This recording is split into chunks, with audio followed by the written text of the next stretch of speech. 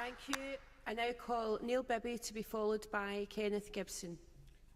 Thank you, Presiding Officer. Can I firstly start by reiterating my colleague Richard Baker, who said that the Labour Party has long said that we would not rule out additional powers being given to the Scottish Parliament. In a number of cases we've actively sought those powers. Our approach has to be centred on what is in the best interests of the Scottish people and what is best for the economic future of Scotland. It's clear already that the Scottish Government ministers do have a very significant responsibility to find ways to grow the Scottish economy and assist businesses. But there are very real concerns that a race to the bottom on corporation tax is not the answer to our problems. I think it's reasonable to suggest that there needs to be a proper analysis of the consequences of devolving corporation tax, in particular setting it at a different rate by cutting it, which is what I want to focus on today. Cutting corporation tax would undoubtedly create a financial black hole in the Scottish Government's budgets. This begs many questions. How much would that cost? What spending commitments would need to be sacrificed? What would the administration costs of setting up an entirely separate corporation tax regime in Scotland be? I know the Minister may dispute the figures provided by HMRC and the Treasury that it could hit the Scottish budget up to £2.6 billion, equivalent of nearly 8% of the Scottish Government budget.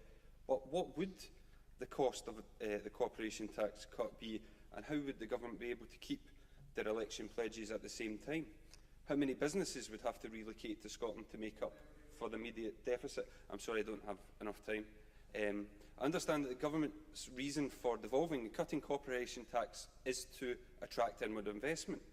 However, even on this issue, there appears to be a lack of clear evidence that cutting corporation tax would make Scotland more attractive for this purpose.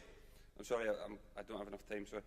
As Richard Baker has said, the PricewaterhouseCoopers report rated corporation tax as 17th in drivers for economic growth. I believe if we want the Scottish economy to grow, we should prioritise the higher ranked drivers, things such as infrastructure and skills. These are things already controlled by the Scottish Government and that ministers have power over. In addition, there is a real threat that if corporation tax is cut here in Scotland, then other parts of the UK would do likewise, cancelling out any competitive advantage that was being sought. During the recess, I visited the Welsh Assembly, and it's clear that the Welsh First Minister, Carwyn Jones, and the Welsh Assembly Government share these concerns and believe there is a danger that competition in the tax system in the UK would result in a race to the bottom, with no one's public finances benefiting.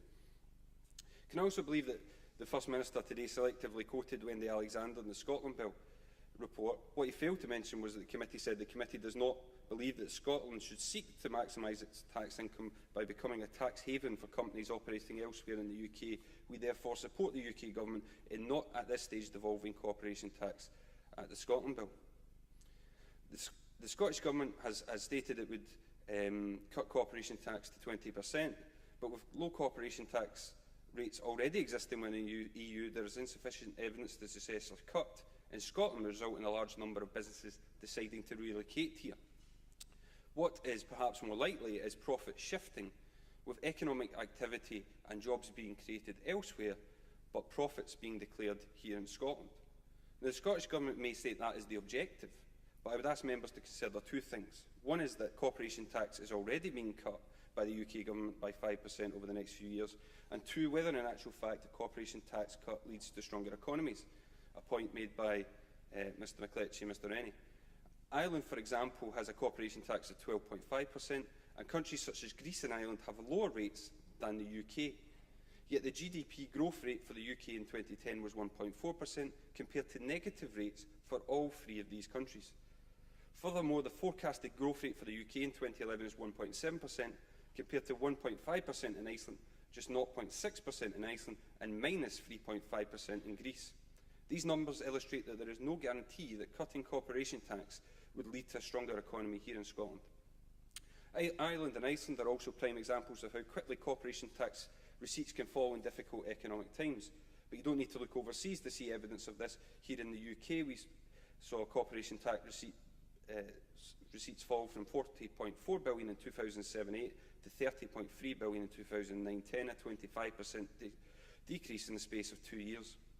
If such a drop occurs here, combined with a lower rate of corporation tax, an even bigger black hole in the budget would emerge, inevitably meaning cuts in public services. Presiding Officer, when I speak to my own constituents in Renfrewshire and throughout the west of Scotland, They are angry that public services are being cut and jobs are being lost because of the recession that was caused by the global banking crisis. Working people in Renfrewshire, or anywhere else in Scotland for that matter, shouldn't pay for the mistakes made by others. The CBI and the SDUC have rightly raised concerns about how devolving corporation tax would work, while accountancy experts have criticised the Scottish Government for the lack of clarity about the costs of devolving the levy. If there is a will to proceed with this policy, then the Government needs to listen to the business community and unions who so far aren't convinced by these proposals, and I hope the Government is willing to do this. Thank you very much for finishing on